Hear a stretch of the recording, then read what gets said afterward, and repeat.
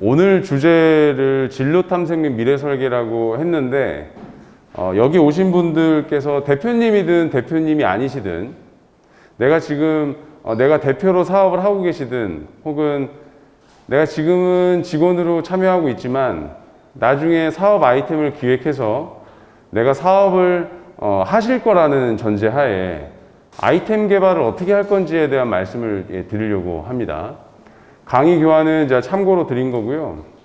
강의 내용은 이 교환을 기초로 해서 약간 내용을 좀 바꿔가면서 말씀을 좀 드리도록 할게요. 저도 대전에서 자랐어요. 뭐 대전에서 초, 중, 고, 대학교 다 나왔고요. 지금 제가 하는 일은 일단 서울에 있는 컨설팅 회사의 파트너로 있습니다. 그러니까 저희는 제조 스타트업 엑셀러레이터고요. 파트너가 80명 정도 돼요. 그리고 미국과 중동에 지사가 하나씩 있고요. 그래서 저희는 제조 쪽 그리고 임팩트 펀드 쪽만 운영을 하다 보니까 관련된 뭐 이런 파트너들과 여러 가지 정보들을 교류하기도 합니다. 하지만 저는 충남 공주에 귀촌을 했어요. 공주에 살고 있고요. 오늘 공주에서 왔습니다. 8년 전에 귀촌해서 지금 살고 있는 곳이 정안이에요. 정안 밤으로 유명하죠.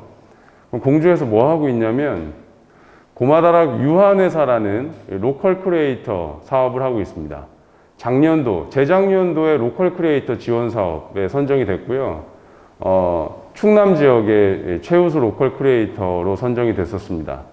그래서 공주 사대부고, 공주에 요즘 재민천 많이들 놀러 오시는 것 같더라고요.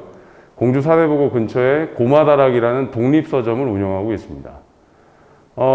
최근에는 지지난달에 충남 논산에 로컬크루라는 예비사회적 기업 창업을 했고요.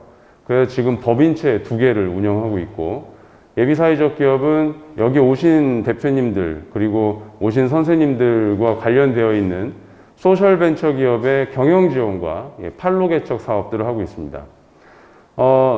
그래서 과거에 제가 여기서 대전에서 중리국민학교 나왔는데요.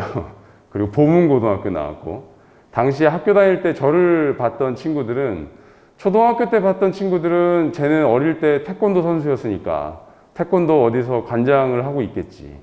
대학교 때 저를 봤던 친구들은 제가 여기 모 대학에 법학과를 나왔는데 어디 공무원 하고 있을 거다라고 생각을 했을 것 같고, 사업이 망한 이후에 저를 봤던 친구들 중에 일부는 제가 여기 노은동 농수산시장에서 과일 장사했었거든요. 불과 13년 전에. 그때 그 친구들 같이 일하던 분들은 제가 어딘가에 동네에서 과일 가게 열어서 오픈했을 거다라고 생각을 했을 거고, 그 이후에 2012년도, 2013년도에 전자통신연구원의 연구원 기술벤처기업의 창업 멤버로 들어갔습니다. 그때 6년, 7년 동안 해양 레이더 시스템 국산화에 성공을 했거든요. 그때 저하고 같이 일했던 분들은 저 친구 어디서 기술벤처기업 어딘가 일하고 있겠지라고 생각하고 있을 거예요. 그래서 우리가 진로 탐색 및 미래 설계를 가지고 제가 오늘 강의를 맡았는데, 지금 현재 이제 선생님들 그리고 대표님들을 바라보는 어떤 시선들이 지금 현재 가지고 있는 지금 내가 처해 있는 어떤 배경이나 환경에 의해서 누군가 나를 보게 되거든요. 그런데 약간 사업을 다양하게 해보고 여러 계층에서 이런저런 사람들을 조금 더 제가 많이 만났을 것 같은데, 이런 걸 보면 앞일은 모른다는 거죠. 그래서 장기적인 계획은 정말로 내가 지금 주어져 있는 환경이나 자원에 상관없이 계획을 짜는 게 맞는 것 같고요. 단기적인 프로젝트는 지금 현재 내가 갖고 있는 가용 자원을 근거로 해서 판단을 하는 게 맞다고 생각을 합니다. 그래서 오늘 강의가 선생님들의 어떤 중기인지 장기인지 단기 목표를 달성하는 데 어떤 목적이 될지는 모르겠으나, 그래도 어떤 기간에 상관없이 우리가 사업을 해서 혹은 창업을 해서 이 자본주의 사회 내에서 그냥 내 자리매김할 수 있을 정도의 꼭 필요한 몇 가지의 지식들을 2시간 동안 말씀드리도록 하겠습니다. 보니 아까 선생님들께서 저한테 아이템이 제가 뭡니까? 라고 질문을 드렸을 때 기술 기반의 기술 벤처 기업들은요, 기술을 위주로 설명을 많이 해주셨고요. 그렇지 않은 분들은 보통 제품 위주로 설명을 해주십니다. 대부분 그래요. 그래서 일단은 소셜벤처 기업들의 상당 아이템들이 기술을 기반으로 한 어떤 제품이나 서비스를 만들어내게 되거든요. 그때 기술과 제품을 구별하실 수 있으면 좋겠습니다. 저희 어머니가 김치찌개를 잘 하세요. 기술이 있으신 거죠. 그런데 고객이 구매할 때는요, 메뉴판에 김치찌개 가격이 얼마 이렇게 나와야 구매할 수 있거든요. 이거를 기술 사업화 관점에서 좀 말씀을 드리면 김치찌개를 만드는 스킬은 테크놀로지에 속합니다. 굳이 대응을 시키자면. 그런데 고객은 기술을 구매하는 게 아니라 제품이나 서비스, 즉 상품을 구매하게 되거든요. 상품은 메뉴판으로 구체적인 어떤 가격에 의해서 구체적인 형태로 나와 있을 때 상품이라고 합니다. 우리가 사업 아이템을 기획하는 과정에서 상품이 이런 식으로 고객이 구매할 수 있도록 명확하게 정리가 되어 있지 않으면 이건 사업 아이템을 기획했다고 얘기할 수가 없어요. 사업가의 진로 탐색은요, 내가 이후에 어떤 사업 비즈니스를 할 것인가에 대한 고민을 하는 과정이라고 아까 말씀을 드렸는데, 이 과정에서 우리가 갖고 있는 역량과 우리가 갖고 있는 역량을 가지고 어떤 상품을 팔 것인가를 구별하실 수 있어야 됩니다. 그러면 이제 선생님들께서 지금 예를 들면 내가 회사에서 이런 돈을 받고 있는데 어디에 투자를 해야 되겠다. 아니면 부업을 통해서 어떤 약간의 종잣돈을 좀 마련해야 되겠다. 이럴 때 그럼 어디 가서 좀 배워야지 이럴 수 있잖아요. 그러면 그 배움을 가지고 어떤 아이템으로 구체화할 것인가를 항상 고민해 보셨으면 좋겠습니다. 기술과 제품을 구별하지 않으면 사업 계획을 세울 수가 없어요. 사업 아이템 기획을 하실 수가 없습니다. 특히 R&D 기반의 기술 벤처 기업들도 상당히 계신데, R&D 기반의 기술 벤처 기업은 사업 계획서의 평가 항목들을 보면요, 로마자 1번이 기술성을 평가하는 항목이고 로마자 2번이 사업성을 평가하는 항목입니다. 기술성 평가하는 부분에서는요, 우리 회사가 갖고 있는 테크놀로지가 시중의 경쟁 기술과 비교해서 어떤 우월한 포인트가 있고, 이 우월한 부분들이 공인 인증된 시험기관이나 혹은 그에 준하는 기관에서 검증을 받을 수 있는지를 평가를 받게 되는 거죠.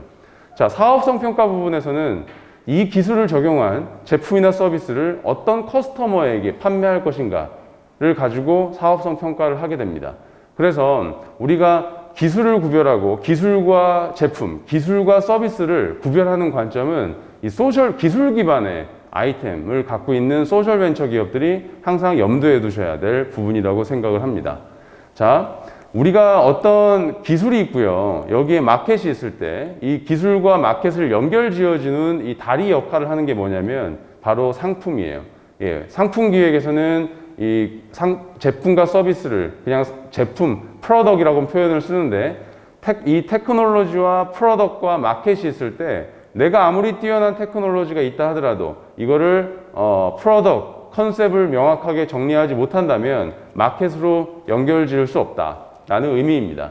그래서 지금 한번 보셨으면 좋겠어요. 대표님들 회사 입장에서는 우리가 갖고 있는 우리 회사의 역량을 가지고 어떤 상품을 구체적으로 기획했는지를 점검해 보셨으면 좋겠고, 두 번째는 여기에 이제 대표님 대신 오신 직원분들, 선생님들 입장에서는 지금 내가 갖고 있는 역량이 이런 역량들이 있는데 과연 시장에서 내가 갖고 있는 역량을 어떤 상품화하기 위해서는 어떤 상품으로 기획을 하면 좋을 것인가에 대한 고민도 같이 해보셨으면 좋겠습니다.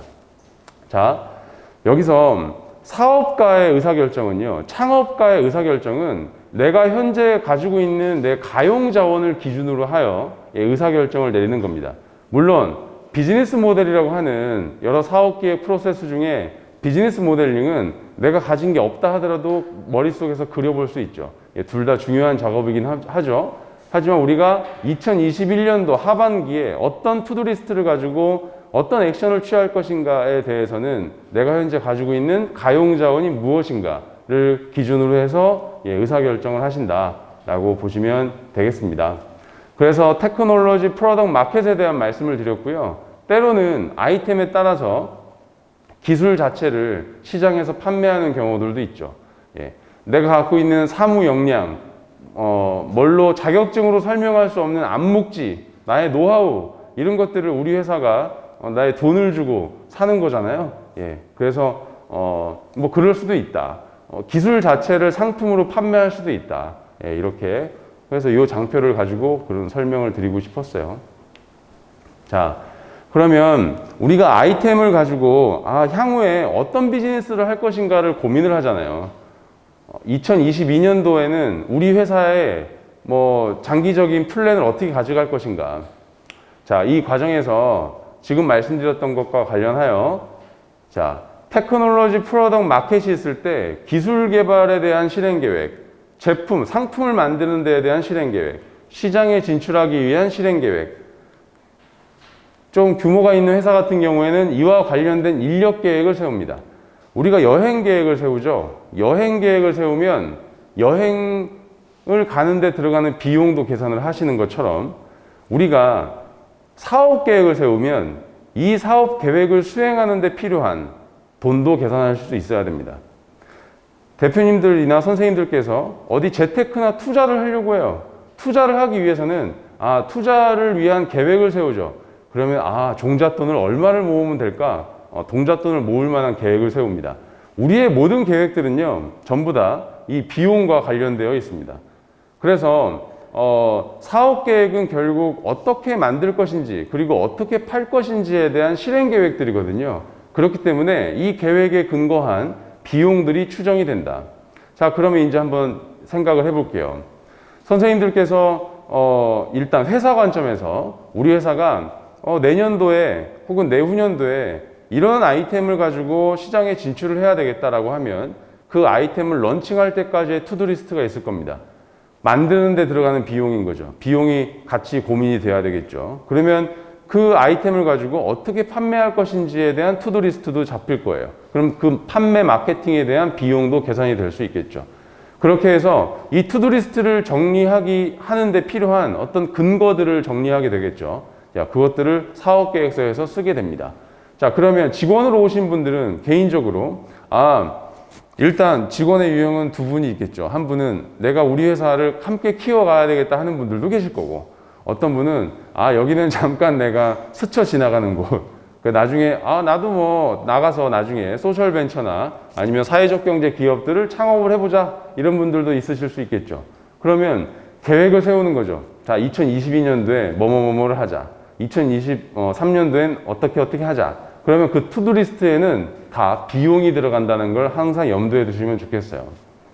시크릿이나 뭐 꿈꾸는 다락방 이런 책들을 보면 쓰면 이루어진다 이렇게 설명을 하고 있는데, 그럼 오케이, 좋아요. 장기적인 플랜을 그런 식으로 미래 계획을 세우는 거는 저는 좋다고 생각을 합니다. 하지만 단기 계획은 그 장기적인 그림에 맞춰서 철저히 스몰 스텝으로 어떤 것들을 수행해 갈 수 있을 것인가를 구체화해서 다 돈으로 계산할 수 있어야 된다는 거예요. 이런 교육을 통해서 선생님들께서 배우셔야 될 부분들은 뭐냐면요. 스킬을 알려드릴 수도 있어요. 가격 설정을 어떻게 하는 거예요? 정부 지원 사업에 통과하기 위한 사업 계획서는 어떤 부분을 짚고 넘어가야 됩니다. 이런 것들을 말씀드릴 수도 있겠죠. 제가 심사위원으로 활동을 하니까. 자, 그런데 그보다 더 중요한 게 있습니다. 그거는 사업을 보는 혹은 창업 아이템을 보는 생각하는 방식이에요. 이게 아시는 것 같지만 의외로 이 방식을 모르십니다. 아는 것 같지만 몰라요. 얘기해보면 그렇죠, 당연하죠 하는데 막상 한번 시도해보세요라고 하면 못하세요. 그 일례로 어제 괴산에 8주 동안 가요. 8주 동안 매주 화요일마다 괴산에 있는 청년마을 친구들, 청년마을 이런 사업들이 있어요. 여기 지원하는 농촌에 관심 있는 청년들을 대상으로 8주간의 워크숍을 합니다. 일주일에 한 번씩 저랑 만나서 8시간씩 이렇게 사업에 대한 트레이닝을 하는 이런 프로그램이 있는데요. 어제가 3주차였습니다.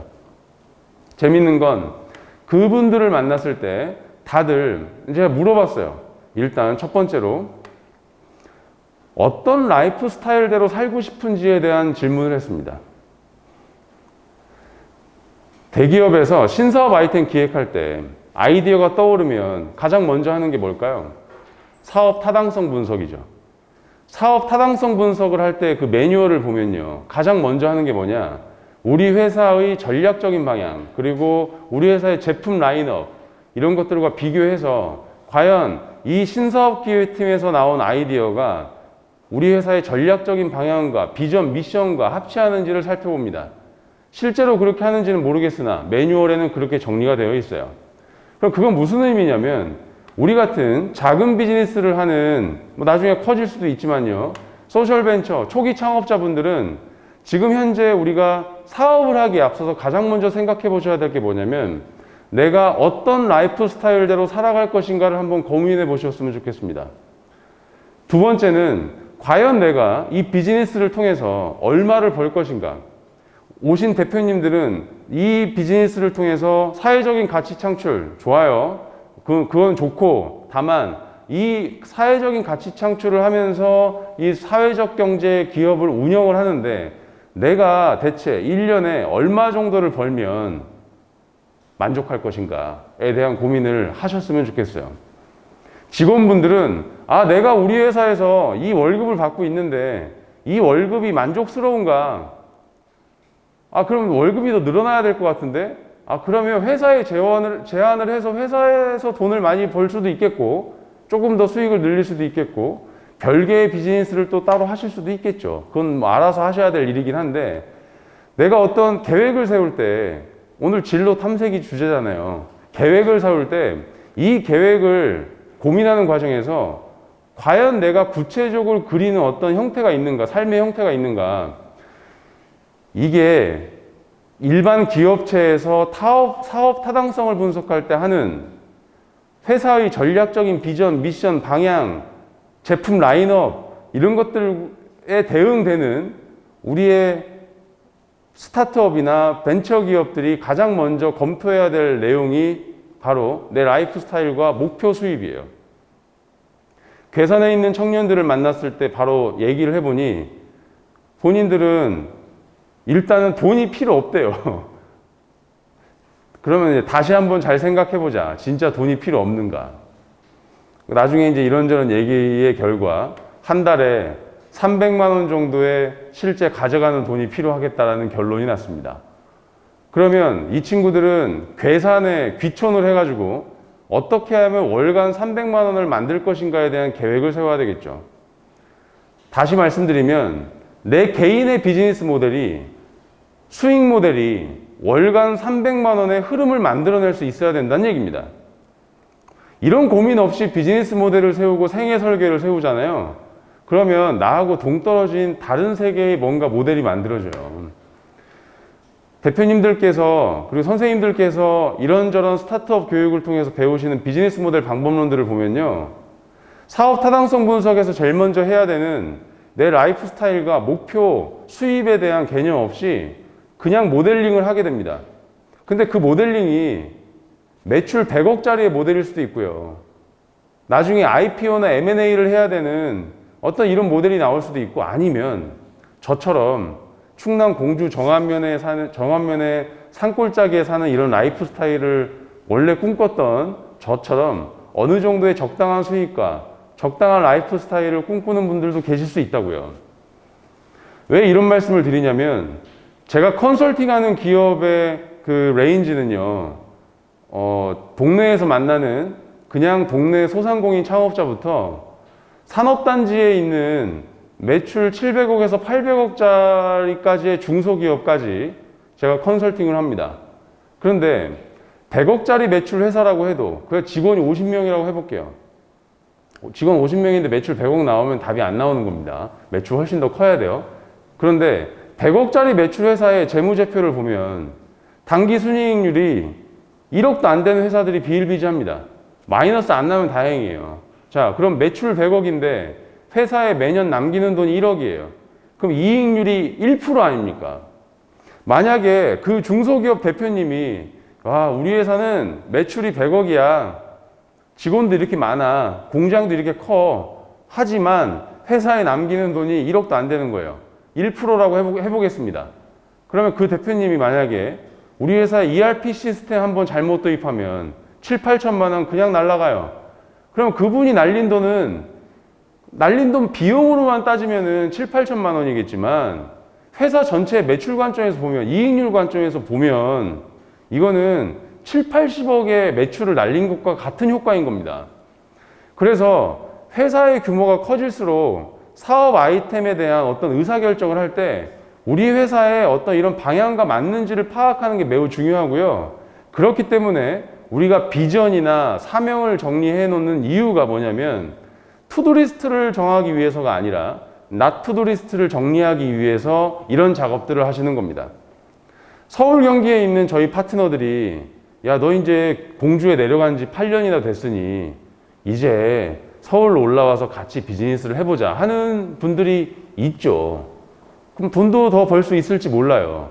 하지만 제가 대전에 왔다가 공주로 다시 간 이유가, 공주로 간 이유는 가족들과 함께 뭐 이렇게 전원 생활을 하기 위해서 그런 라이프 스타일을 가지고 그러면 원하는 목표 수입을 만들어내면 저는 만족하는 거예요.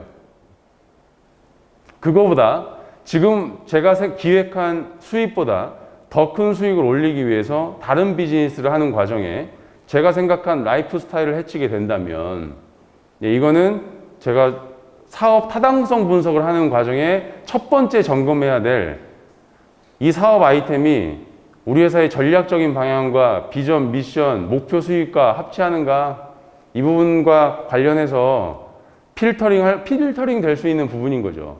그래서 아무리 좋은 조건이라 하더라도 지금 현재 제가 제 라이프 스타일과 목표 수입에 만족하고 이 정도 됐다 하면 외부에서 들어오는 많은 자극들에 대해서 제가 자유롭게 거절할 수가 있습니다. 근데 이런 것들을 결정하지 않으시고 대부분 창업자 대표님들을 보면요. 제가 이 업계에 들어온 지 이제 12년 됐는데 보면 이게 조금 더 돈이 될 것 같으니 이렇게 이거 해볼까요?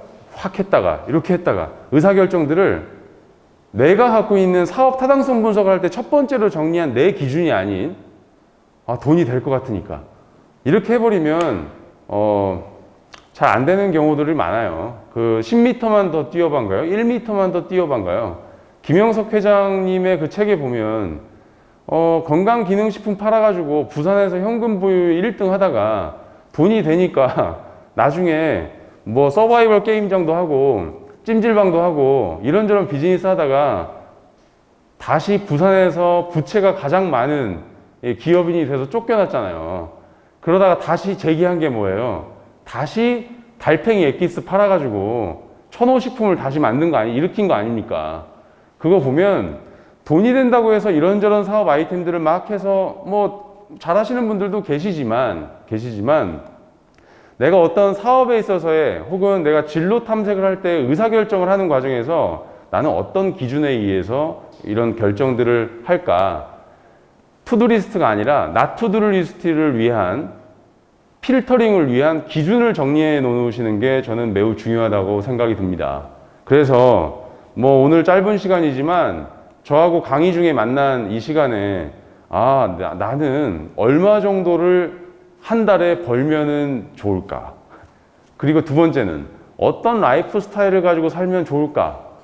이런 고민들을 뭐 한두 시간 내로도 한번 그냥 러프하게라도 해보셨으면 좋겠어요. 괴산에 있는 청년들 이야기로 잠깐 돌아보면 이 친구들이 본인이 생각하는 라이프 스타일대로 살면 돈을 못 벌 것 같은 거예요. 한 달에 본인이 필요로 하는 300만 원 혹은 500만 원의 수익이 안 날 것 같답니다. 본인의 라이프 스타일대로 사면. 근데 여기서 어떤 분들은 그래, 네가 원하는 이러한 삶을 살려면 잠깐 그걸 유보시켜 놓고 포기해야 돼. 일단 돈을 모아놓고 하자. 이런 분들이 있고, 조언해 주시는 분들 중에 저는 어떻게 조언을 드렸냐면, 자, 그 라이프 스타일을 유지하자. 그런데 지금 우리가 생각하는 아이템 가지고는 안 된다. 그러면 다른 비즈니스 모델을 만들어서 지금 라이프 스타일 안에서 다른 비즈니스 모델을 만들면 어떻겠냐 해서 어제 3주차일 때 이런저런 비즈니스 모델들을 고민하면서 우리가 시골에 살면서 전원 카페 운영하고 이렇게 어울리면서 300만 원 정도의 수익을 만들 수가 있겠군요. 이렇게 생각을 할 수 있게 됐어요. 3주 만에. 그런데 이 친구들이 그렇게 생각하게 됐을 때 생각하는 방식이 바뀌었던 것 뿐입니다. 이런 창업 교육이나 이런 비즈니스 교육에서는 대표님들이나 선생님들께서 가지고 계신 기존의 사업을 바라보는 관점을 생각하는 구조를 저 강사는 저런 구조로 생각하기 때문에 저렇게 아이템 기획을 하는구나. 이거를 접해 보셨으면 좋겠어요. 저희는 독립서점이에요. 최저임금을 벌려면 운영자인 제가 최저임금을 만들어 가려면 10,000원짜리 책이 1,000권이 팔려야 최저임금을 가져갈 수 있는 독립서점입니다. 그런데 저희 독립서점은 엑셀러레이터한테 투자받았거든요. 어떻게 투자받을 수 있었을까? 그리고 저희 책방에 오는 분들이 모든 분들이 걱정을 하세요. 아니 책 몇 권이나 팔아서 이걸 운영하세요. 저희 책방이 평수로 따지면 100평이에요. 공주의 땅만. 책방이 들어가 있는 땅만 100평이에요. 아니 여기에 식당을 해야지 돈 안 되는 독립서점을 하세요. 자, 그런데 일반적으로 보면은 그 책방을 운영해서 돈을 벌지 못하는 건 맞아요. 그 아이템이 그러니까 책 하나 팔리면 새 책 하나 팔리면 비용 이런저런 비용 제하면 순이익이 얼마 남냐면요. 대충 한 15% 정도 나와요. 잘 남기면 15% 남깁니다. 그런데 그거 가지고 어떻게 이걸 운영하죠? 자, 근데 생각하는 구조를 조금만 바꾸면 투자도 받을 수 있고, 책을 팔고 뭐 여러 가지 사업 모델을 구상을 해서 책방을 운영할 수도 있거든요. 이 관점이 아이템과 비즈니스 모델의 차이예요. 자연스럽게 사업 타당성 기획을 하는 과정에서 내 라이프 스타일과 목표 금액에 대한 정리가 필요하다. 이게 투두리스트가 아닌 not 투두리스트의 기준이 돼야 된다는 말씀을 드렸고, 두 번째로 자연스럽게 아이템과 비즈니스 모델의 차이에 대한 설명을 드리고 있습니다. 우리가 쓰는 이런 사업 계획서에 있는 이런 내용들은요, 전부 다 아이템 관점에서의 시나리오라고 볼 수 있어요. 아이템 관점에서의 시나리오. 아이템 관점에서 보면 이게 돈이 돼? 안 돼? 이렇게만 판단하게 되거든요. 제가 대전에서 제가 여기 충남대 나왔는데요. 3학년 1학기 때까지 학교 다니고 2학기 때 서울로 올라갔어요. 취업이 돼가지고. 취업해서 처음 했던 일이 이렇게 부동산 전문가라고 하는 분의 수행비서로 일을 시작을 했었거든요. 그때 그분 밑에서 일을 하다가 이런저런 사람을 만났는데 그 만났던 분 중에 한 분이 기업형 노점상을 하는 분이었어요. 서울에 노점이 40개 정도 됩니다. 그 당시에 동대문에 노점 하나를 갖고 있으면 2m 노점 하나를 갖고 있으면 순이익이 1,000만 원 정도 났을 때였어요. 지금 모르겠습니다. 한 오래전 일이라. 그런데 특별 단속이라는 걸 맞아요. 노점이기 때문에. 서울에서 저희는 일을 잘하고 있는데 대전지방경찰청에서 예고 없이 올라와 버리면 저희는 단속에 맞거든요. 그러면 노점 상인들이 장사를 못해요. 그런데 어떤 분은요, 그 단속 기간에 장사를 하는 분이 계십니다. 어떻게 장사하냐면 다른 노점상에 물건을 납품하시는 분이 있어요.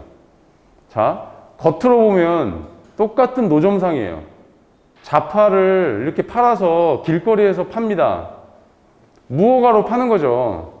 그런데 단속 맞았을 때 남들은 다 단속을 맞아가지고 장사를 못 하는데 그분은 다른 노점상에 물건을 납품하고 있는 거예요. 단속 맞아서 장사 못하는 사람들은 다 B2C로만 사업을 했던 사람들인 거고, 단속 맞았는데 다른 데다가 노점 납품하고 있는 사람은 B2B의 사업 구조를 따로 갖고 있는 거예요. 아이템 관점에서 보면 똑같은 노점상인데요. 비즈니스 모델 관점에서 보면 다른 비즈니스 모델을 갖고 있는 겁니다. 아이템 관점에서만 보면 독립서점이라는 책방은 똑같이 보여요.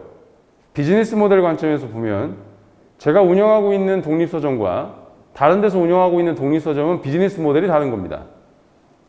충북, 여기서 30분이면 가는 충북 옥천군 이원면에 가면 나무 장사 하시는 분들 계시죠. 직원이 10명 정도 되는데 외국인 노동자분들 고용해서 직원 10명 정도에 연매출이 10년 전 기준으로 60억 정도 나옵니다. 지금 더 나오겠죠. 1년에 최종적으로 남는 순이익이 2억에서 3억 정도 남아요.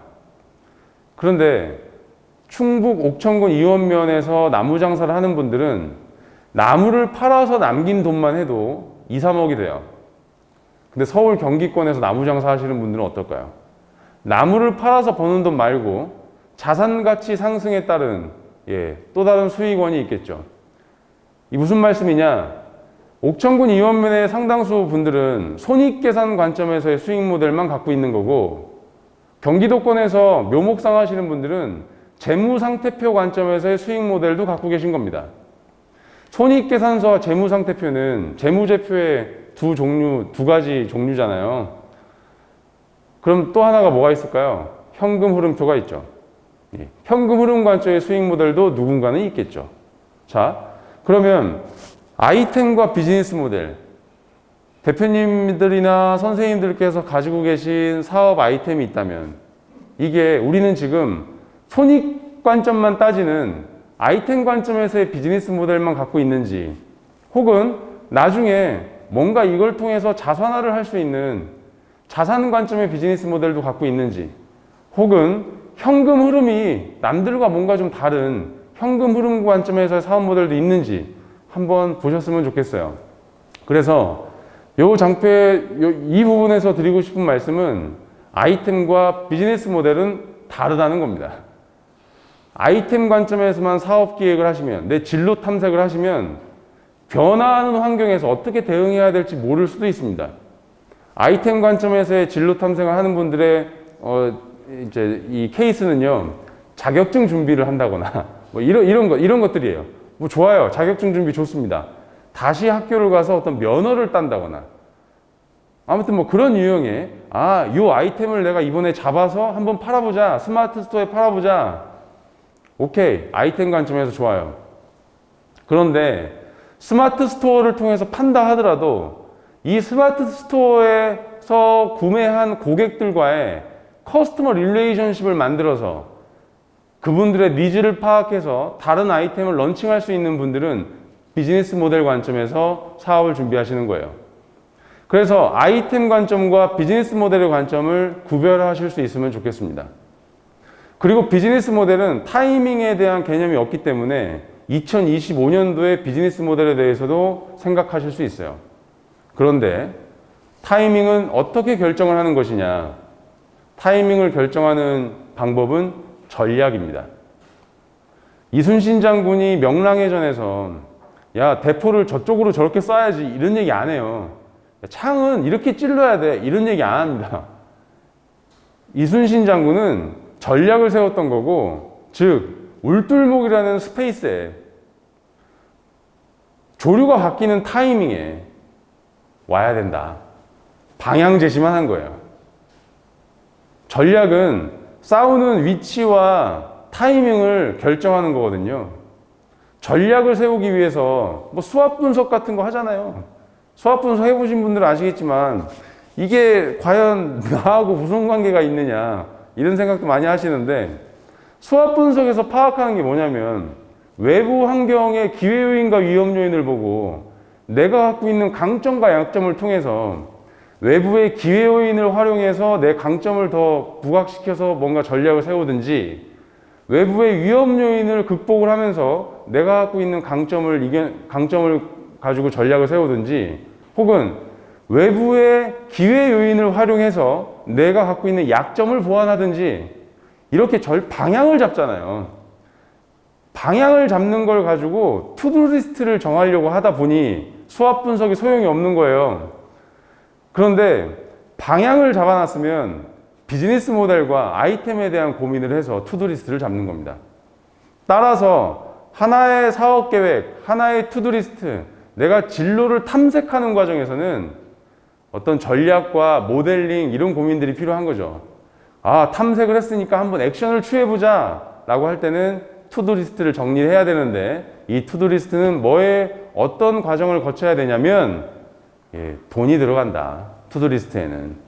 지금 보시는 이 장표는요, 제 스승님이신 박성혁 대표님이라는 분이 지금 현재 잠깐 여기 솔브리지의 외국인 경영대학원에 잠깐 와 계시거든요. 그분이 삼성전자의 사업 컨설팅 하러 들어가서 신사업 아이템 기획을 어떻게 하는지에 대한 매뉴얼들을 전부 다 읽어보시고, 물론 10년 전 버전이긴 합니다. 거기에 대한 제품 기획에 대한 로드맵을 정리한 표예요. 오늘 지금 진로 탐색 과정에서 제가 말씀드린 내용은 어떤 내용이냐면요. 우리가 어떤 아이디어가 떠올랐어요. 내 진로를 이렇게 한번 해봐야 되겠다. 아이디어가 떠올랐을 때 타당성 검토라는 걸 하는데, 타당성 검토를 하는데 첫 번째로 해야 될 게 뭐냐? 여기에 라인업이나 전략적인 방향들을 검토한다.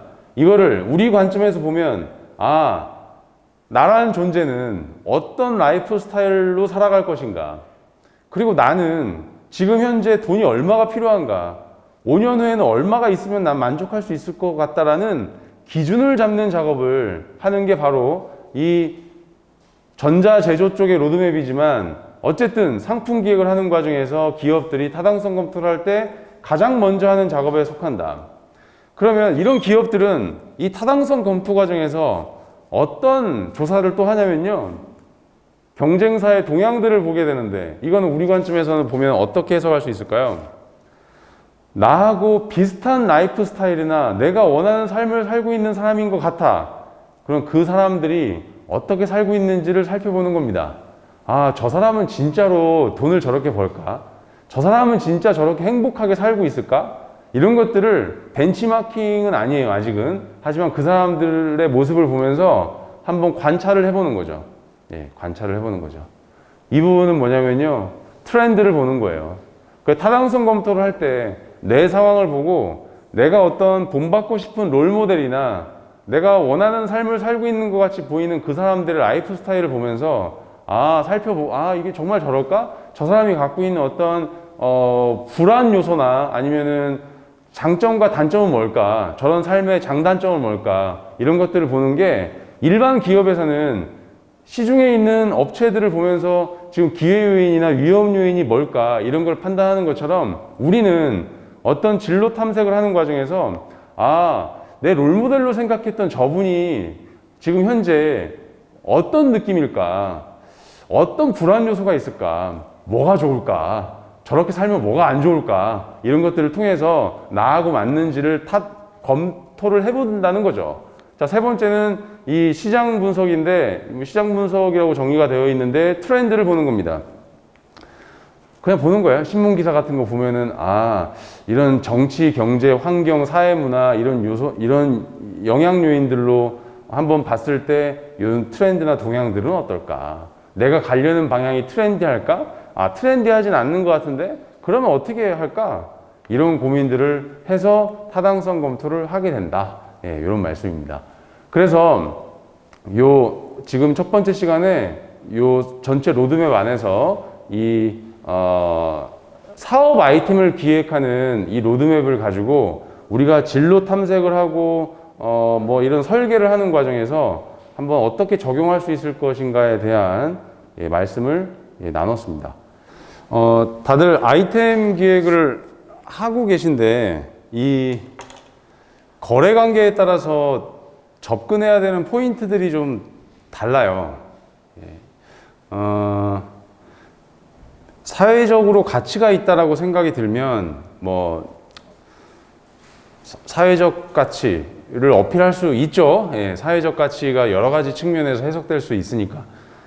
근데 B2G 채널에선 우리는 이렇게 하면은 어떠한 분들께 도움이 많이 됩니다, 이런 말씀을 드릴 수는 있겠지만, 사업 계획은 조금 다릅니다. 예산 규모, 근거 법령에 대한 조사가 없이 B2G 시장에서의 그 시장의 니즈가 있다라고 얘기하시면 우리의 그 아이템 기획은 그냥 소설에 가깝습니다. 그래서 B2G 시장에 진출하려고 하는데 시장 분석을 해야 된다라고 하면 분석돼야 되는 내용은 반드시 예산 집행에 대한 근거 법령, 그리고 예산 규모에 대한 조사가 되어야 된다는 말씀을 드려요. B2B는 어떨까요? B2B는 고객의 문제가 외부로 노출되지 않습니다. B2B는. 예. 그래서 B2B의 사업, 물론 이제 뭐 소셜벤처 같은 경우에는 ESG 관련된 이슈들이 있다 보니까 뭐 관련된 부서하고의 협업을 통해서 광고, 뭐 홍보비, 판관비, 뭐 이런 분들을, 이런 자금들을 이제 활용할 수는 있겠지만, 그때도 마찬가지예요. 예. 커스터머 입장에서의 어떤 니즈가 있길래 우리의 사회적 가치를 인정해 줄까? 그러니까 고객 관점이 되게 중요합니다. 고객 관점. 고객 관점을 좀 이해해 주셨으면 좋겠어요. 고객 관점이라는 단어는 많이 아는데 실제로 이 단어를 정확하게 인지하고 계신지는 모르겠습니다. 고객을 위해서라는 표현이 나오잖아요. 고객 관점이 아닐 확률이 매우 높아요. 주어가 고객이 돼야 돼요. 고객이 필요하기 때문에 우리 제품이나 서비스가 이런 걸 제공합니다. 이렇게 얘기해 주시면 그건 고객 관점일 수 있는데요. 고객을 위해서 우리는 뭘 합니다. 주어가 내가 되잖아요. 고객 관점이 아닐 확률이 되게 커요. 말장난 같죠? 근데 되게 중요합니다. 전에 풍기 인삼 조합에 이렇게 갔어요. 풍기 인삼 유명하잖아요. 풍기 인삼 조합에서 만드는 인삼이 이제 그런 지역에 있는 금산 인삼 조합도 마찬가지고요. 그런 인삼 조합에서 그 인삼의 퀄리티를 어떤 기준으로 이게 퀄리티를 만들려고 하냐면 정관장에서 나오는 제품들을 기준으로 해서 유효 성분들 기준을 잡아요. 그래서 나오는 제품들을 보면 유효 성분들을 다 높게 해서 만들어내거든요. 그런데 그래가지고 컨설팅을 하러 갔다가 나중에 이분이 어떤 식으로 고객에게 그 제품을 파는지를 한번 보니까 그분이 저한테 이제 보내줬죠. 홍삼 액기스를 보내주셨는데 운동기구가 포함되어 있더라고요. 그러니까 판촉물로 이렇게 당기는 이런 기구를 판촉물로 같이 준 거예요. 왜 주셨을까요?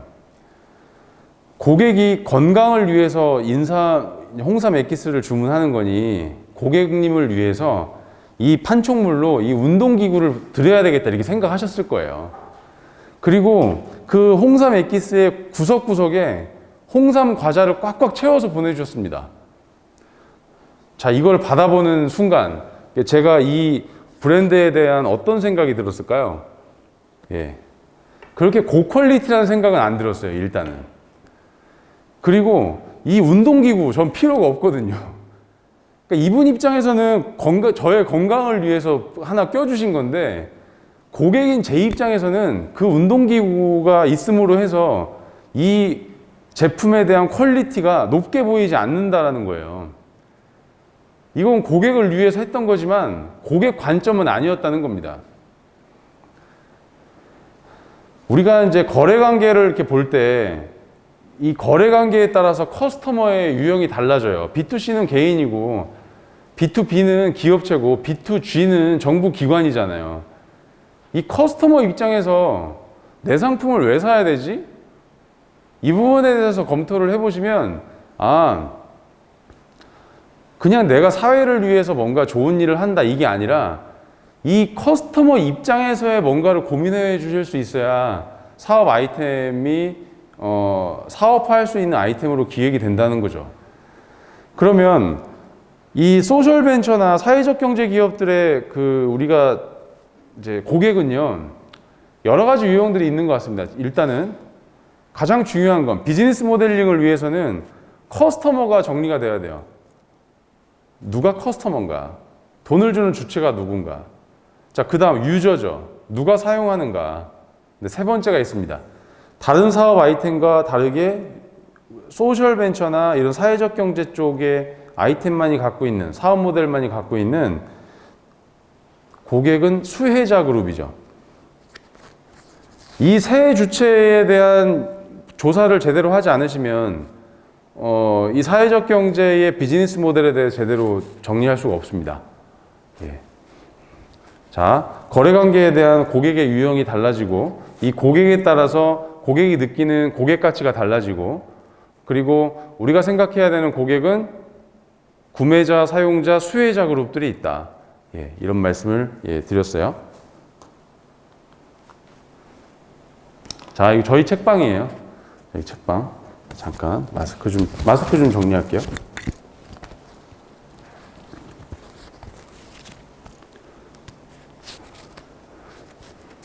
저희 책방에서는요, 매주 토요일마다 아침에 조찬 세미나 열거든요. 충남 공주 인구 10만이 사는 동네인데 조찬 세미나를 열고 있습니다. 서울에 있는 파트너들이 야, 서울에서도 안 되는 걸 거기서 동네에서 되겠냐. 그것도 돈을 내고. 만약에 수요 조사를 했다면, 일반 기업체에서 하듯이 이런 아이템에 대한 수요 조사를 했다면 하지 말아야 된다고 결론이 나왔을 거예요. 그런데 우리가 이런 교육에서 배우는 것 중에 하나가 비즈니스 모델 방법론에서 가설 검정, 린 스타트업, MVP 이런 얘기 들어보신 분 계셨을 겁니다. 그 개념이 뭐냐면 최소 요건 제품을 만들어서 시장에 팔아보고 고객으로부터 반응 데이터를 얻어서 시장에 최적화된 솔루션을 만들어 가야 된다는 얘기예요. 자, 만약에 저희 책방에서 조찬 세미나를 하는 과정 중에 컨설턴트들이 하듯이 기획자들이 하듯이 수요 조사를 먼저 했다면 하지 말아야 된다고 결론 내렸을 거예요. 그런데 그냥 했죠. 왜냐? 해보면 되는 거니까. 그렇게 큰 돈이 안 들어가니. 아침에 조찬 세미나를 합니다 하고 제가 갖고 있는 페이스북과 유튜브는 아니죠. 블로그와 인스타그램에 공지를 올렸어요. 1회차 조찬 세미나 때 2분이 오셨습니다. 근데 저는 안 오셔도 하려고 했어요. 라이브 이런 거 켜놓고. 근데 2분이 오셨으니까 2분 모시고 했죠. 2주차부터 8분이 오셨어요. 지금 이제 한 30회차 정도 되거든요. 지금 운영한 지 거의 한 주도 빠짐없이 토요일마다 열었는데 지금은 매주 열 때마다 정원 10명밖에 안 되죠. 책방이라 10명이 꽉꽉 찹니다. 오는 분들은 반은 공주분들이고요. 반은 외지에서 오세요. 대전에서도 매주 오시는 분 계시고 세종에서도 오시고 서울에서도 오시는 분도 계시고요. 멀리서는 인천과 통영에서도 오신 분들도 계십니다. 여기 왜 오셨어요?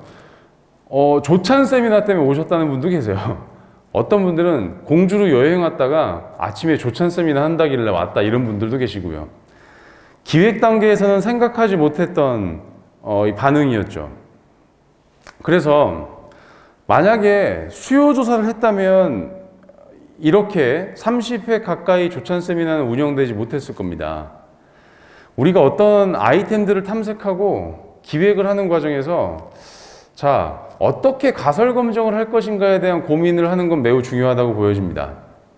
우리가 시제품을 만드는 데만 5천만 원씩 들어요. 이럴 때는 제품을 시장에서 팔아볼 수는 없겠죠. 자, 그럼에도 불구하고 어떤 반응을 테스트해 볼 것인가, 이런 과정들은 매우 중요하다고 보여져요.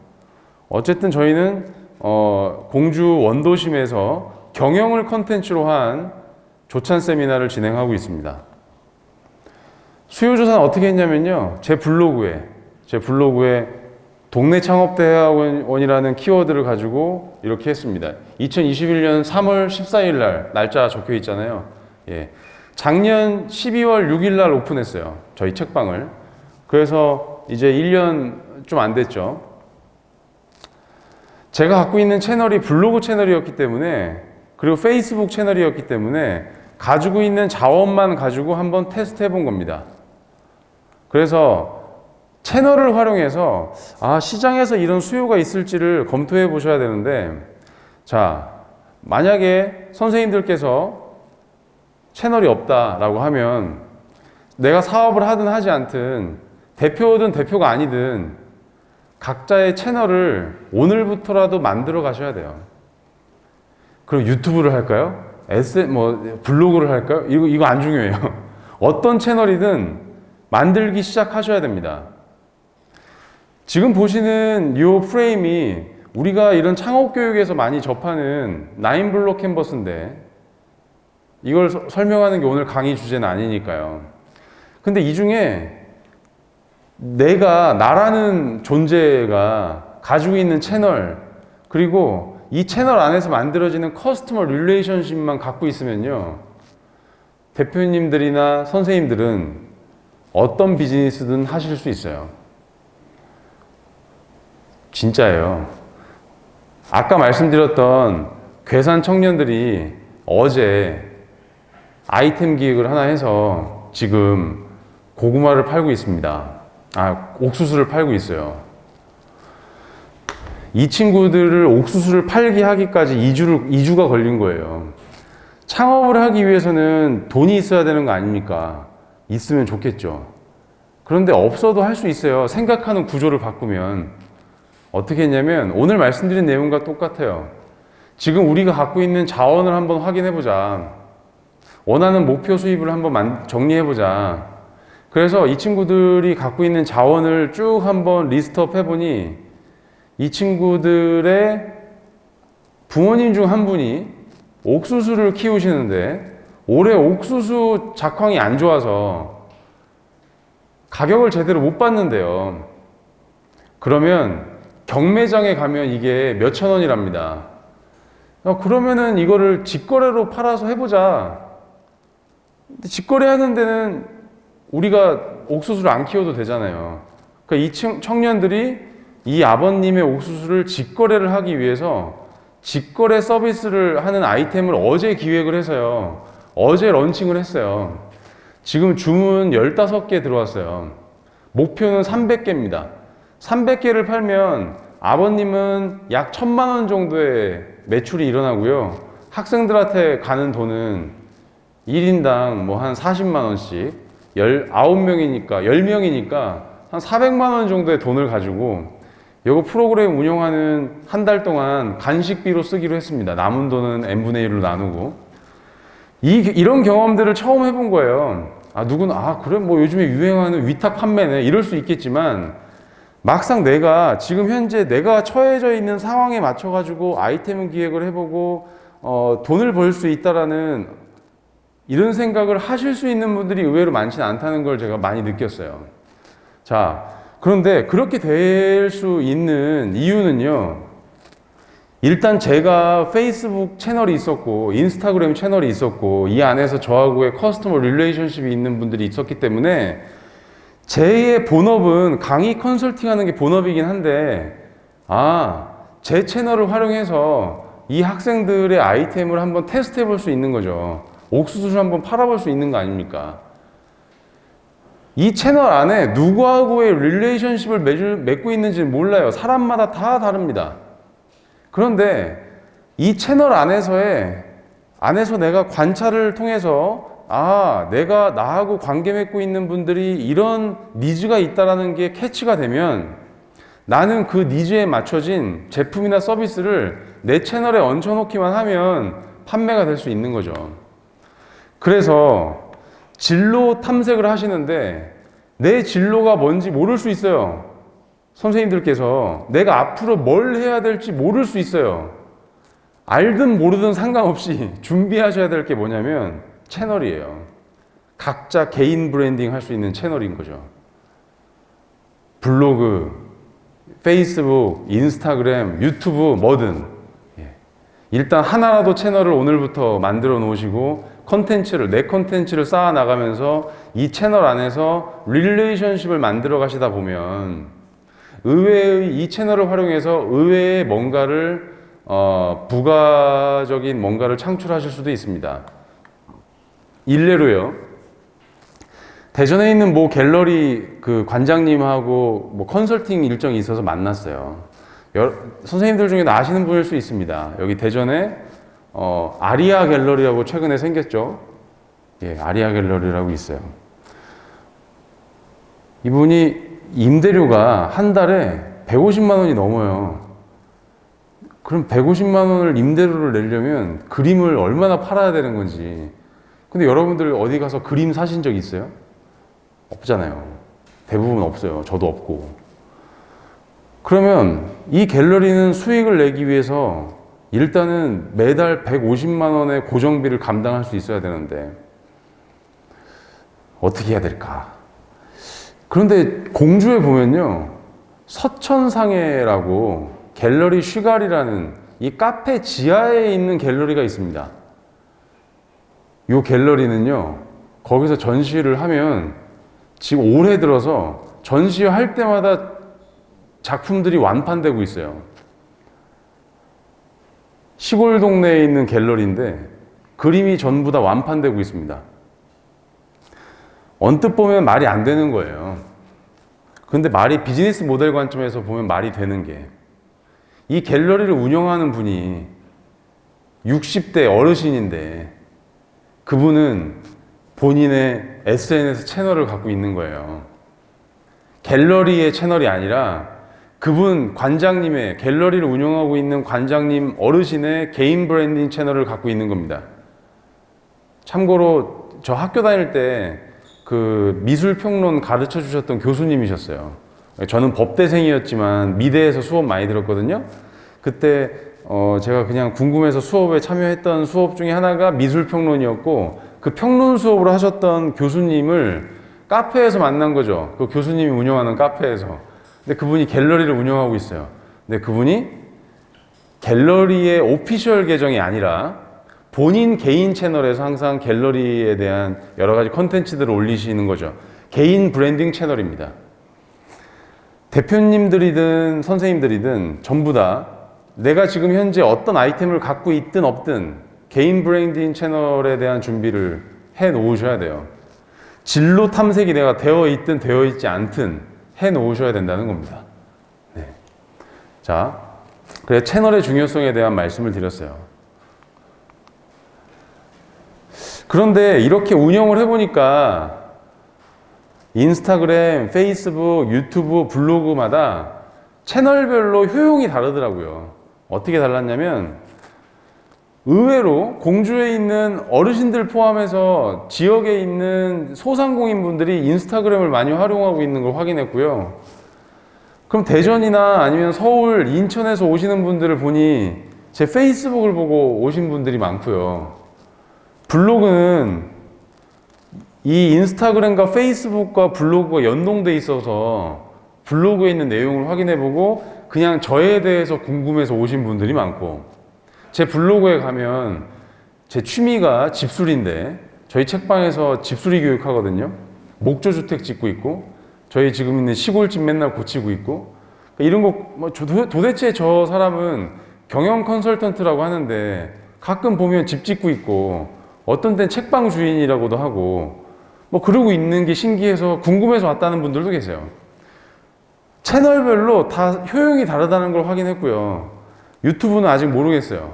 이건 하다가 힘들어서 하다가 지금 말았는데 다시 한번 고민해서 해야죠. 칸투칸이라는 브랜드가 있습니다.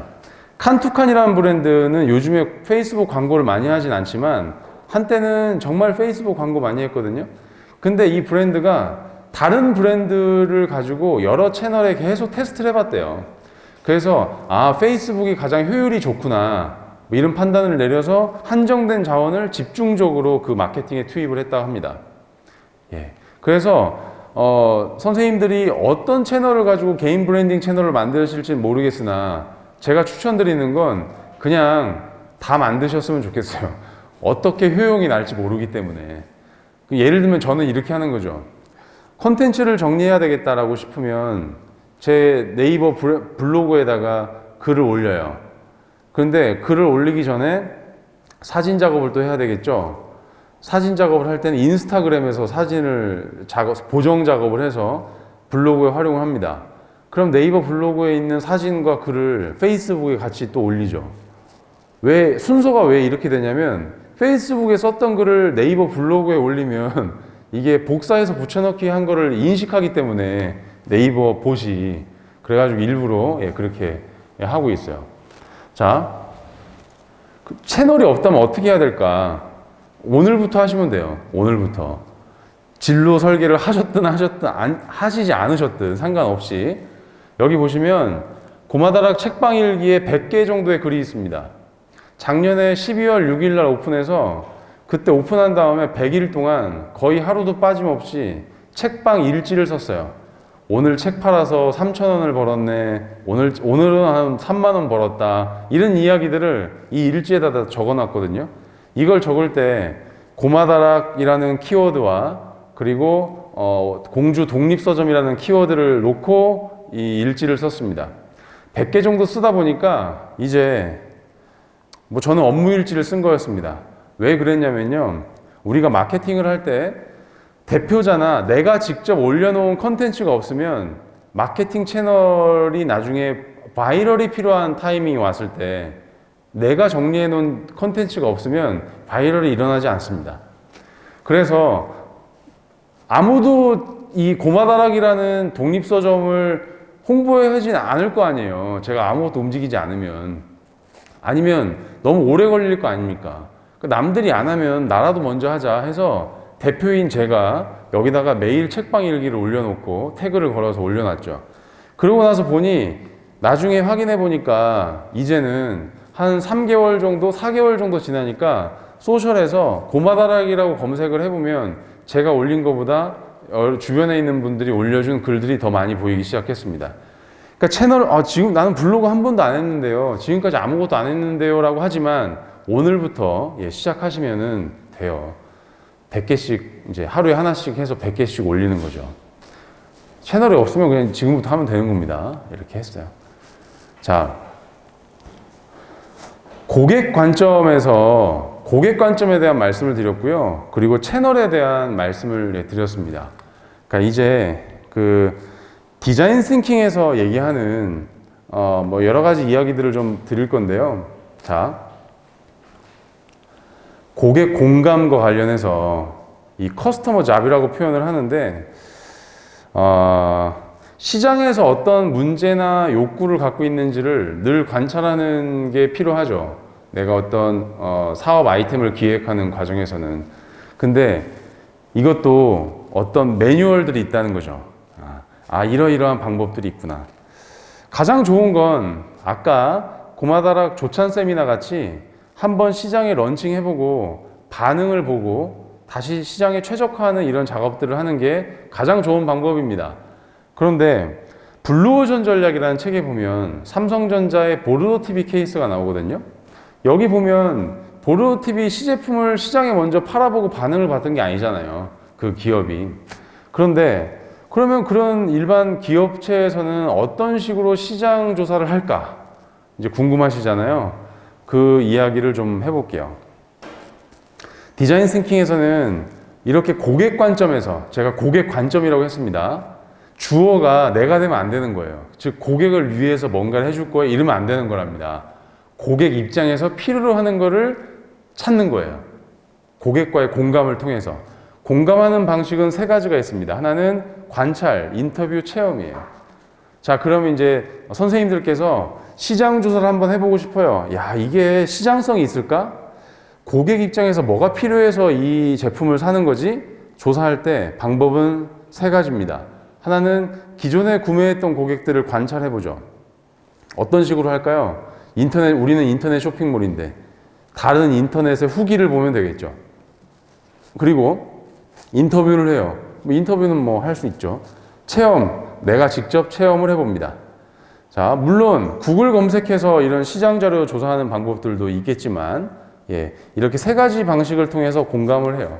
그래서 오늘 강의 자료는 이런 관찰과 인터뷰와 체험을 할 때 어떤 방식으로 할 건지 뭐 이런 참고 자료로 교재를 이제 분량을 좀 해서 드렸습니다.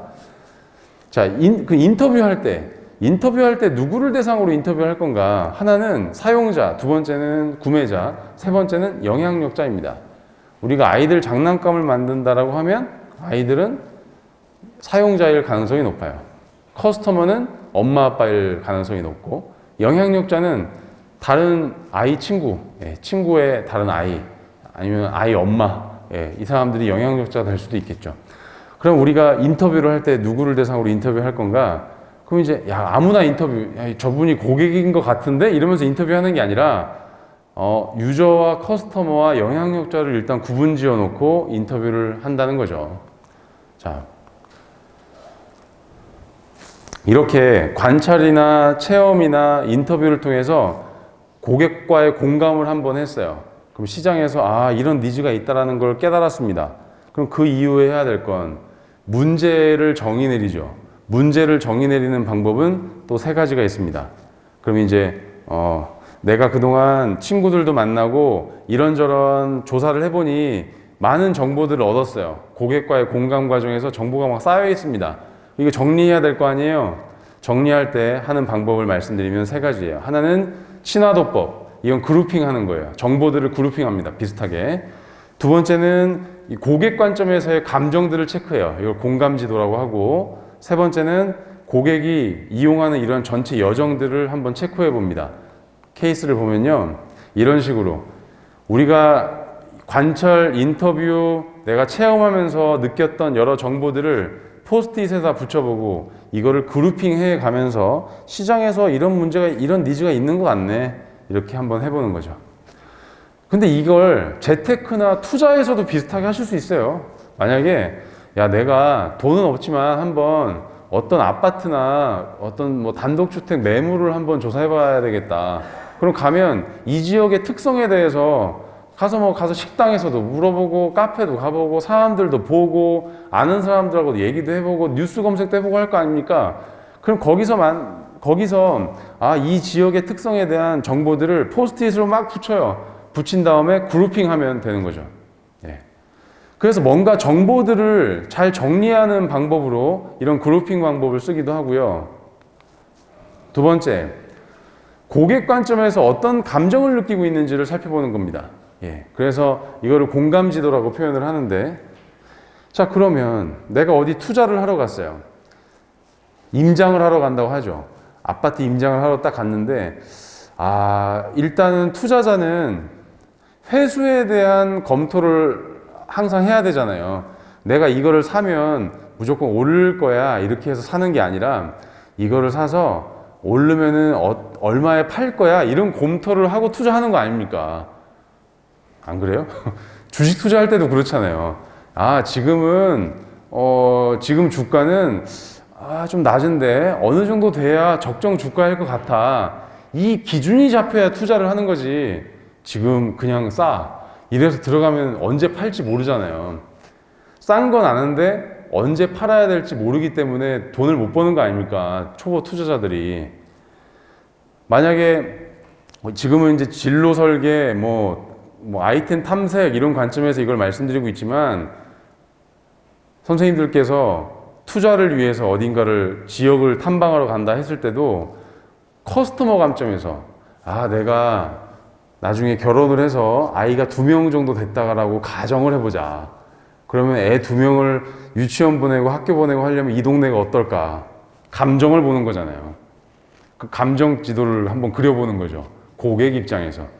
그러면 우리가 지금 배우고 있는 것들이 내 개인적인 아이템을 검색하거나 진로를 탐색하는 이런 방법론들인데 이거를 어떤 투자 물건들을 검색하는 과정에서 부동산 임장을 하러 간다 해도 적용할 수 있는 것들이죠. 그럼 다른 사람들은 그냥 계속 걸어 다니는데 나는 이런 매뉴얼에 입각해가지고 뭔가 정보를 정리하면서 다닌다면 이 역시도 체계적으로 남들과 다르게 해볼 수 있다는 겁니다. 내가 의외로 캐치하지 못했던 경험적인 한계에 의해서 캐치하지 못했던 다른 요소들을 내가 체크해 가면서 초보 투자자지만 해볼 수 있다는 거예요. 이렇게. 책에는 원래 이런 책에 이렇게 나옵니다. 이게 매뉴얼이에요. 교재에 드렸고요. 그 다음 사용자 여정지도입니다. 사용자 여정지도는 말 그대로 유저 저니맵이라고 했는데 커스터머 저니맵도 마찬가지로 해보셔야 돼요. 구매자든 사용자든 우리 상품을 이용하는 전체 프로세스를 한번 쭉 그려보고 이 과정에서 불편한 점이 있다라고 하면 개선을 시키면 되는 거죠. 우리가 어플리케이션을 열었는데 우리는 익숙해요 이게. 그런데 너희가 한번 해볼래? 안 돼요 잘. 어느 메뉴에 들어갈지 잘 모르겠어요. 그럼 그건 불편한 부분이거든요. 그 부분을 개선해야 되겠죠. 이걸 UX, UI 작업을 한다라고 하죠. 자, 그런데 이제 이것도 사용자 여정 지도를 우리 입장에서는 일반적으로 아이템을 검토하고 하는 관점에서는 이렇게 여정 지도를 쭉 따라가서 이 상품을 구매하는 전체 프로세스를 점검하면 되는 거긴 한데, 또 한번 봅시다. 어디를 투자를 하러 가야 돼요. 예, 투자를 하러 갑니다. 부동산 투자를 하러 가요.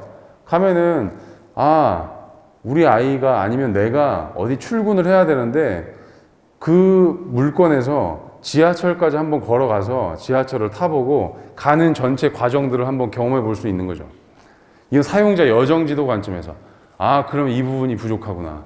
혹은 자, 상가를 내가 뭐 이 동네에서 조그만한 상가에 투자를 하려고 합니다.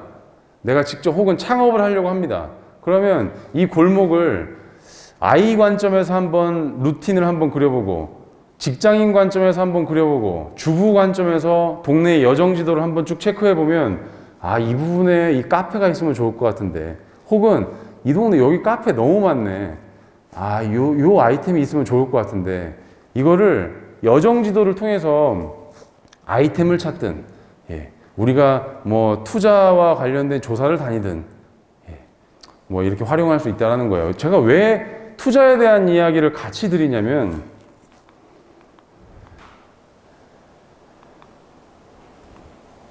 이거는 사용자 여정 지도를 스탠포드에 있는 학생들이 이렇게 그렸답니다. 그러니까 대표님들도 하실 수 있어요.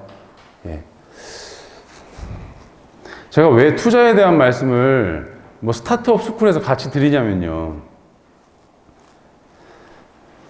손익 관점의 수익 모델은 우리가 사업 계획서에 쓰는 수익 모델이에요.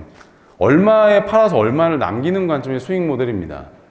강의 초반에 말씀드렸던 옥천군 이원면에 나무 묘목 장사를 하는데, 나무를 많이 팔아서 1년에 매출 60억이 됐다 하더라도 자산 관점의 수익 모델을 보면, 재무 상태를 보면 뭐 그래도 돈을 많이 벌긴 하죠. 근데 경기도에 있는 묘목상하고 비교해 보잖아요. 그러면 자산이 비교가 안 되잖아요. 그럼 우리가 수익 모델에 대해 생각할 때 재무 상태표 관점에서의 수익 모델도 한번 봐야 되는 거 아니냐 라는 관점을 설명을 드렸어요. 근데 제가 여기서 또 왜 투자 수익에 대한 말씀을 드리냐면, 사업을 아무리 잘해서 돈을 많이 벌어요. 내 수익원이 늘어납니다. 우리 회사 입장이 아니라 내 개인의 라이프 스타일 관점에서. 돈을 버는 방법은 알겠는데, 돈을 어떻게 지키고 어떻게 불리는지에 대한 지식이 없으면 평생 사업을 하셔야 될 수도 있습니다. 장사는 정말 잘해요. 그 장사 잘해서 저 사람 수익이 좋아, 연봉이 높아, 이런 얘기 할 수 있겠죠. 그런데 이거를 근로소득이든 사업소득이든 이거를 가지고 투자 수익으로 연결할 수 있는 능력이 없으면 계속 근로를 하든 계속 사업을 하든 해야 되는 거예요.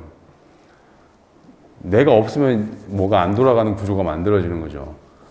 그래서 손익계산서와 재무상태표 관점에서, 즉 내가 뭔가 몸을 움직여서 돈을 버는 근로와 사업소득 관점에서 수익과 자산 상승으로 인한 어떤 투자소득 관점에서 이걸 연결 지을 수 있는 역량이 없으시면 사업이 부침이 있잖아요. 그렇기 때문에 같이 준비를 하시면 좋겠어요. 그래서 저는 멘토링이나 컨설팅을 할 때 개인적으로 만나면 오케이, 사업 계획은 오케이. 그러면 우리가 그 다음 단계로 투자 수익에 대한 준비는 이걸 어떻게 흘러가게 할 것인가 한번 고민해 봅시다. 이런 이야기를 같이 나누거든요. 이렇게 한 이유가, 저는 20대 때부터 장사를 했어요. 여기 동네에서 학교 다니면서 새벽에는 오정동 수산시장에서 생선 팔았거든요, 새벽에. 어린 나이에 수익이 좀 높았죠. 근데 돌이켜보면 30대까지 번 돈이 그냥 다 어디로 갔는지 모르겠어요. 그때 약간 바람 들어가지고 서울에 올라가서 뭐 청년 CEO 모임 이런 데 막 나가고 그랬거든요. 그때 정말 저 형은 나중에 진짜 크게 사업을 하겠다 하는 분들이 이제 지금 나이가 50대 중반, 60대 됐는데요. 그분들 중에 매년 명절만 되면 너 혹시 100만 원 있냐? 이런 분들이 많아요. 왜냐면 젊을 때는 사업을 해가지고 이렇게 잘 이렇게 했는데 정말 잘 나갈 것 같았는데 사업이 부침이 있잖아요. 코로나도 그렇고. 그 예전에 어떤 외부 환경에 의해서 내 의도와 상관없이 사업이 안 되는 경우들이 있거든요. 그걸 보고 사업 소득만으로 뭔가를 내가 미래를 설계하는 거는 위험할 수 있겠구나라는 생각이 들었고, 그러면 사업의 부침과 상관없이 내 뭔가를 안전장치는 만들어야 되겠다라는 생각이 들어서 그때 그걸 인식하고 난 다음에, 연금저축펀드에 들었죠. 뭐 예를 들면 그런 식으로. 그래서 근로소득과 사업소득과 투자소득을 별개로 다 키울 수 있는 공부를 하셔야 됩니다. 오늘은 뭐 그런 관점에 대해서 제가 소개해 드릴 수 있으면 뭐 좋겠다고 생각을 했어요. 이건 페르소나인데요. 이 부분은 넘어가 볼게요. 대표님들 중에 플랫폼 비즈니스를 가지고 사업을 준비하고 계신 분들도 계시죠. 자, 콘텐츠를, 이게 제가 했던 건데요. 다이어트 콘텐츠를 기획해서 다이어트 프로그램을 제공을 합니다. 돈을 받아요. 여기까지 좋았어요. 그러면 이분들을 대상으로 상품을 팔아요. 또 돈을 받아요. 뭐 누구나 쉽게 볼 수 있는 플랫폼 비즈니스 모델의 케이스죠. 근데 이런 사업 아이템을 가지고 투자자나 어떤 정부 지원 사업의 사업 계획서를 쓰면 뭐 그림은 좋으나 과연 가능할까요? 이런 피드백을 받습니다. 그런데 이 안에서의 그런 우려를 불식시키기 위해서는 뭐가 필요하냐면 구체적인 상품이 필요합니다. 무엇을 팔아서 얼마를 벌 수 있을 것인지에 대한 수익원을 명확하게 제시할 수 없으면 플랫폼 사업에 대한 설득을 할 수가 없어요. 스타트업은 플랫폼을 못 만든다라고 하는 게 편견이거든요. 그 편견을 깨려면 그러면 우리가 플랫폼으로 워킹할 때까지의 기간을 버티기 위해서 이 수익원으로 한번 버텨보겠습니다. 이런 이야기를 할 수 있어야 됩니다. 참고로 이 모델은요, 제가 다이어트 프로그램을 기획을 해서 운영을 했었습니다. 지금은 제가 체중이 100kg가 넘고 그렇긴 하지만 몇 년 전에 이 사업을 할 때는요, 바디 프로필을 촬영을 해서 비포 애프터 사진을 놓고 이 다이어트 플랫폼 사업을 시작하겠다 이랬었어요. 잠깐 했던 겁니다. 제가 창업대학원에서 학생들을 가르치고 있었는데 제 수업 내용이 이론에 있는 이론들을 실제 필드에 적용해보고 이론과 필드 사이에 이런 갭을 토론하는 수업이었거든요. 그래서 그때 아이템이 뭐였냐면 아무것도 없는 상태에서 어떻게 이런 플랫폼을 만들어서 수익을 올릴 것인가에 대한 주제를 가지고 제 시범을 보여드렸던 거죠. 대학원생분들한테. 참고로 이 아이템을 기획할 때 제가 카카오 단톡방에서만 운영을 해서 한 달에 50만 원씩 받았어요. 1회 운영을 할 때. 자, 그때 어떤 이슈가 있었는지 몇 가지를 좀 말씀드리려고 합니다. 이런 프로그램을 기획할 때 일단은 저같이 동네 아저씨, 듣도 보도 못한 동네 아저씨가 갑자기 나와서 여러분들께 운동을 알려드리겠습니다. 다이어트를 어떻게 하는지 알려드릴게요. 근데 정작 저 아저씨가 날씬하지가 않아. 자, 그럴 경우에 제 아내한테 이 아이템에 대한 얘기를 했을 때 아내가 뭐라고 했냐면요. 일단 이걸 운영하는 사람이 다이어트를 하고 나서 해야 되지 않을까 이러는 겁니다. 그래서 제가 아내한테 뭐라고 했냐면 그것은 공급자 관점의 생각인 것 같다. 고객은 어떨지 모른다. 그래서 그냥 올렸어요. 페이스북에 올렸습니다. 대신 타겟 커스터머를 좁게 설정을 했죠. 40대 이상의 중년 아저씨들만 대상으로 타겟팅을 했고 공지 올린 지 이틀 만에 30명이 다 찼습니다. 30명이 찼다 하면 제가 여기 들어가는 코스트가 전혀 없잖아요. 근데 그 아저씨들이 운영을 했어요. 아저씨들이 참여를 해서 이제 운영이 시작이 된 거죠. 저도 같은 아저씨고 고객도 같은 아저씨고. 왜 그랬냐면 아까 잠깐 장표로 넘겼던 40대 아저씨들의 페르소나를 제가 가장 잘 이해하고 있기 때문에. 자, 이 과정에서 이분들에게 저는 다이어트 체험 서비스를 제공해서 돈을 받았습니다. 1인당 50만 원씩. 자, 그런데 이분들과 이제 관계가 형성이 될 거 아니에요. 왜 형성이 되냐면 먹고 운동하고 하는 걸 저한테 계속 보고해야 되니까 친해졌어요. 친해진 다음에 이분들과 아직도 소통하고 지내고 있어요.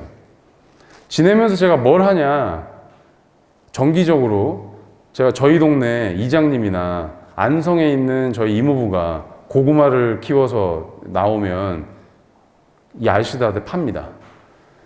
고구마를 팔아요. 아까는 다이어트 서비스를 팔았죠. 이제는 제가 고구마를 매입해서 이분들한테 팔아요.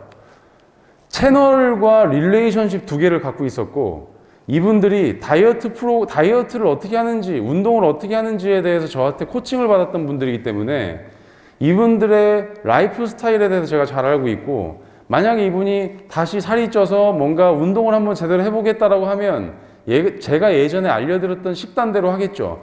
그러면 고구마를 많이 드시겠죠. 저는 고구마를 얹혀서 이분들한테 팔면 돼요. 물론 시중보다 저렴하게 양질의 고구마를 직거래로. 그럼 이 사업은 유기농 고구마의 농산물 유통 플랫폼이 되는 거죠.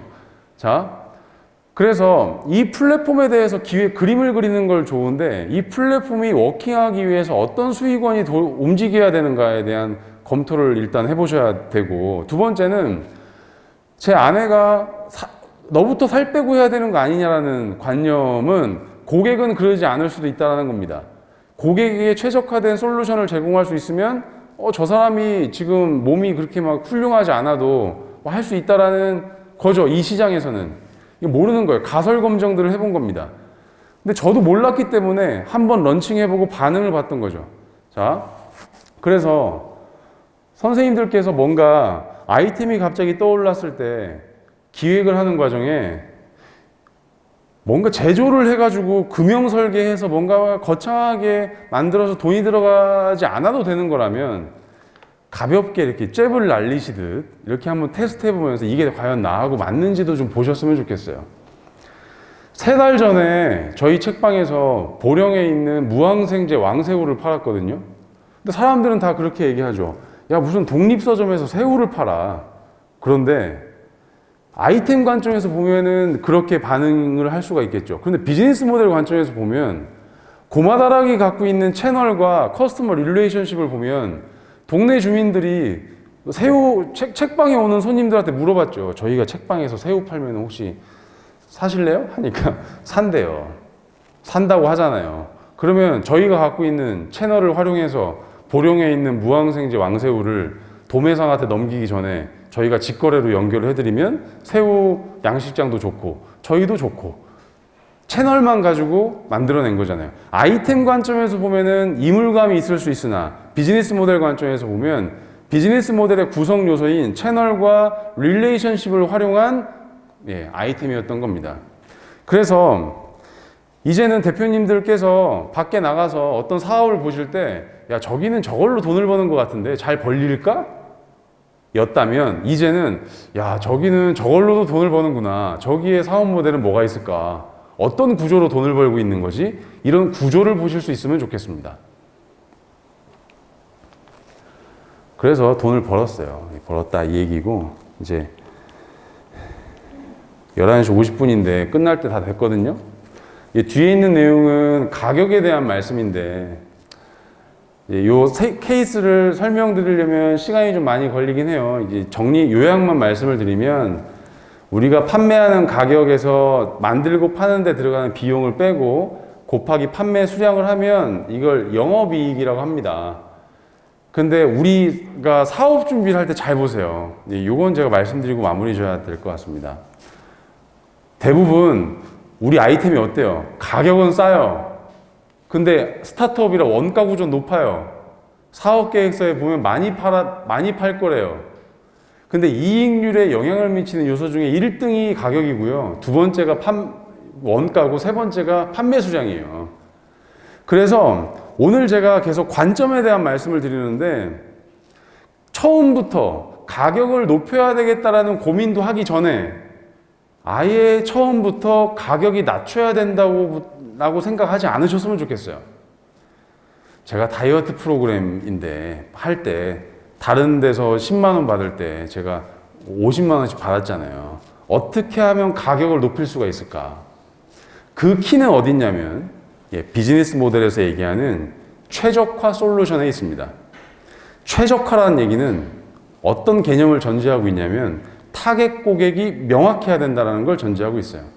40대 중년 아저씨들에게 타겟팅된 다이어트나 웨이트 트레이닝 프로그램은 제가 어떤 전문가하고 커뮤니케이션 해도 제가 자신 있어요. 왜냐면 그 사이클을 경험을 하면서 40대 중년 이상의 최적화에 대한 고민들을 많이 해봤기 때문에 그렇게 하면 고객이 느끼는 밸류보다 가격이 저렴하다고 생각하면 가격은 높아질 수 있습니다. 그러면 가격이 높아지면 이익률에 영향을 미치는 요소 중에 1등인 가격이니까 이익 구조가 좋아지겠죠. 물론 현실적으로 어쩔 수 없이 이런 류의 비즈니스처럼 가격 결정권이 없는 비즈니스도 있겠죠. 그러면 어떻게 해야 될까요? 비용을 줄이는 노력들을 해야 될 겁니다. 그래서 공장에 가보면 비용 절감에 대한 얘기를 하고 있겠죠. 왜냐? 가격을 원청 업체에서 정해주니까 이 회사의 전략적인 방향은 비용을 줄일 수밖에 없는 거예요. 대표님들이라고 하면 많이 팔고 고가의 제품들을 팔아야 되는 이런 전략이 많지만 월급을 받고 계시는 스타트업의 직원분들이라고 하면 내 월급은 정해져 있으니 어떻게 하면 내가 비용을 줄일 수 있을 것인가가 내가 돈을 모으는 중요한 관점이겠죠. 두 번째는 뭔가 다른 비즈니스를 하실 수도 있겠죠. 그래서 그런 말씀을 드렸습니다. 손익 관점에서. 그래서 결국에는 오늘 요 내용의 일부를 가지고 타당성 검토를 하는 이런 내용을 진로 탐색, 아이템 개발 관점에서 풀어서 설명을 드렸어요. 뭐 저는 보통 토요일 날 오전에는 저희 책방이 항상 있으니까 만약에 사업하시다가 뭔가 좀 이렇게 궁금한 게 있으시다, 사업 계획서 검토가 필요하다, 이런 토요일 날 아침에 7시 반에 오시면 제가 항상 있습니다. 다른 때는 언제 있을지 몰라요. 오늘도 끝나면 제가 경남으로 가야 되거든요. 그래서 오늘 강의는 여기서 마치겠습니다. 고생하셨습니다.